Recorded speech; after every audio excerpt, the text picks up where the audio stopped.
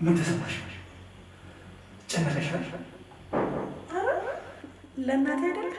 ሰላም ውድ ተመልካቾቻችን፣ ዛሬ በእውነተኛ ታሪክ ላይ የተመሰረተ አንድ ታሪክ እነግራችኋለሁ። ነገሩ እንዲህ ነው።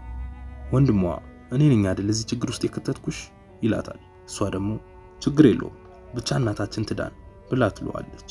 የምትመለከቷቸው እነዚህ እህትና ወንድም በእናታቸው ህመም ችግር ምክንያት ለሀብታም ሽማግሌ እሷን ድረው ችግራቸውን ለመፍታት ሲሞክሩ የሚያሳይ ታሪክ ነው።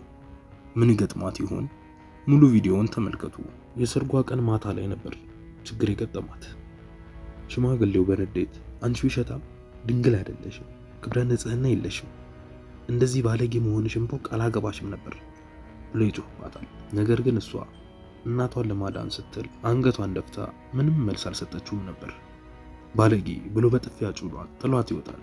በሌላ ቀንም ራሷን ታማ ሶፋ ላይ ተቀምጣ ባለችበት ይመጣና ትሰሚያለሽ፣ ከዚህ በኋላ እዚህ ሶፋ ላይ እንደዚህ መቀመጥ አትችይም፣ ወይ ወደ እናትሽ ቤት ትመለሻለሽ፣ ካልሆነ ደግሞ እዚሁ ቤት ውስጥ ሰራተኛ ሆነሽ ትቀጥያለሽ፣ ሚስትነትሽ ቀርቷል ይላታል። እሷም የእናቷ ነገር ፍርሃት ይዟት ለምን ብላ ረጋ ብላ ትጠይቃለች።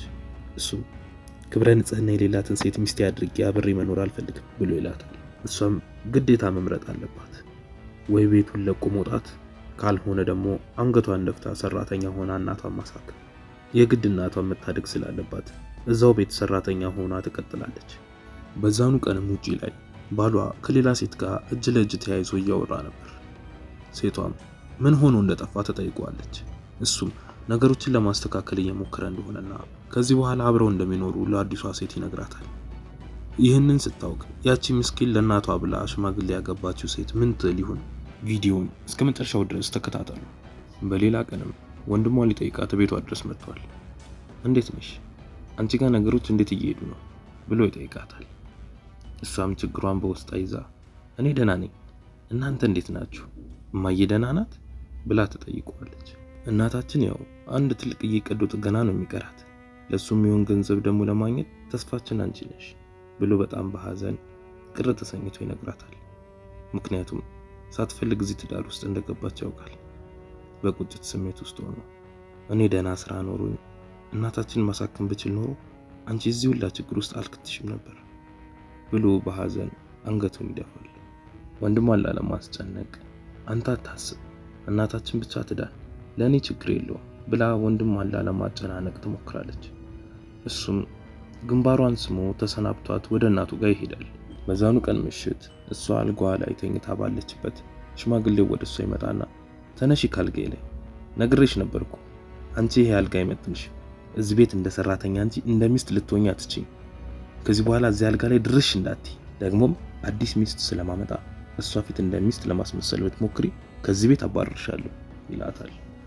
እሷም በንዴት ተነስታ መኝታ ቤቱን ለቃ ወደ ሳሎን ሄዳ ስቅስቅ ብላ ታለቅሳለች። ከማልቀስ ሌላ ምንም ነገር ማድረግ አልቻለች።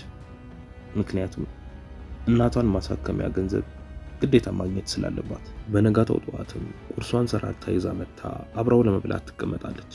እሱም በንዴት እያልኩሽ ያለሁት ነገር ምንም እየገባሽ አይደለም፣ ከኔ ጋር ቁጭ ብለሽ ማዕድ መጋራት አትችይም፣ እኔ አባወራ ነኝ፣ አንቺ ደግሞ ሰራተኛ፣ ስለዚህ እኔ ከበላው በኋላ አልመትበይ፣ እንደ ሰራተኛ ሆኝ እንጂ ብሎ ይቆጣታል። እሷም በንዴት ፈንጠር ብላ ተነስታ ትሄዳለች። እናንተ በሷ ቦታ ብትሆኑ ምን ታደርጉ ነበር? እንደሷ ታግሳችሁ እናታችሁን ለማሳከም ትሞክራላችሁ ወይስ ምን ታደርጋላችሁ? ሐሳባችሁን ኮሜንት ላይ አጋሩ። በዛኑ ቀን አዲሷ ሚስቱን ይዞ ወደ ቤት ይመጣል። ጮክ ብሎም በክብር ያገባትን አሁን ደግሞ ሰራተኛ ብሎ ያወረዳትን የመጀመሪያ ሚስቱን ይጠራታል። እሷም ፈጠን ብላ ትመጣለች። ተዋወቂያት፣ አዲሷ ሚስቴ ነች ብሎ ያስተዋውቃታል። ሰላምታ ተለዋውጠውም ገብተው ይቀመጣሉ። ትንሽ ከተጫወቱም በኋላ ወደ ስራው ለመሄድ ተነስቶ እሷ የምትልሽን አድርጊ፣ በደንብ ተንከባከቢያት ብሎ ሰራተኛ ያደረጋት ሚስቱን አስጠንቅቆ ይወጣል። በሌላ ቀንም ከአዲሱ ሚስቱ ጋር ሽማግሌው ተቃቅፎ ተቀምጧል። ሰራተኛ ያደረጋትንም ሴት ይጣራል። ቆይ አንቺ ሁል ጊዜ ካልተነገረሽ አትንቀሳቀሽም አይደለ? ለምንድን ነው ቡና እንኳን ማታፈዩ ብሎ ይጮሃል።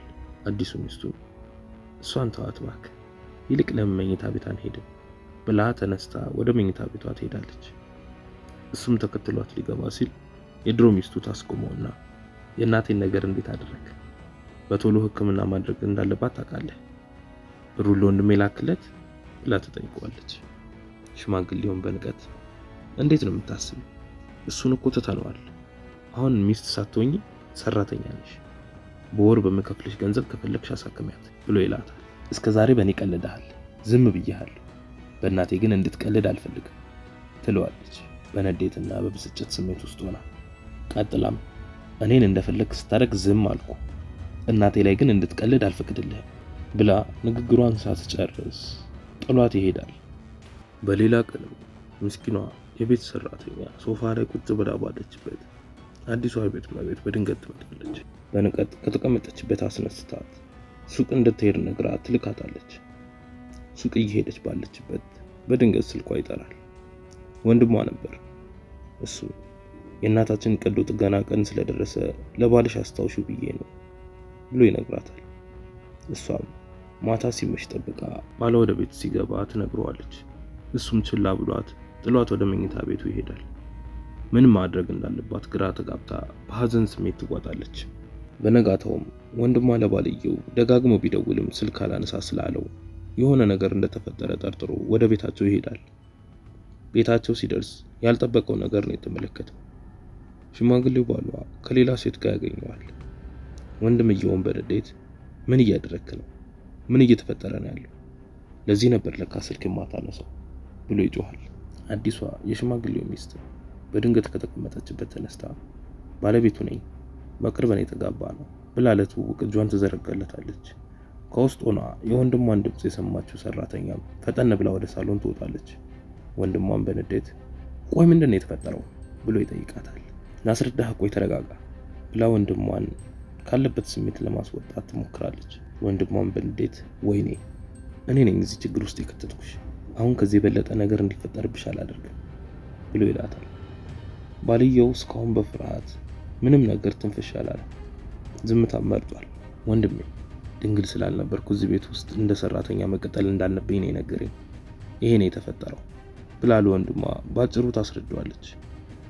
እሱም በንግግሯ ተናዶ ሽማግሌውን በተቀመጠበት አንቆ ለመግደል ይሞክራል። እህትየውም በትግል ወንድሟን ከሰውየው ላይ በመከራ ታነሷለች። እልሁ አልበረደለትም። እመነኝ እገልሃለሁ ብሎ ይዝትበታል። ሽማግሌውን በፍርሃት በቃ የምትፈልገውን ያክል እናትህን የምታሳክምበት ገንዘብ እልክልሃለሁ፣ አሁን ተወኝ ብሎ ይለምነዋል። በመጨረሻ በጉልበትም ቢሆን አስፈራርተው እናታቸውን ማሳከሚያ ገንዘብ አግኝተዋል። ወንድምየውም ብሩን ግን ካላስገባ ተመልሼ እንደመጣ ወቅ ብሎ አስፈራርቶ እህቱን ይዞ ከቤቱ ለቆ ይወጣል። አዲሷ ሚስቱም ይሄን ሁሉ ጉድ ስትሰማ ሰድባው ጥላው ከቤት ትወጣለች። ይህንን እውነተኛ ታሪክ ስትሰሙ ምን አሰባችሁ?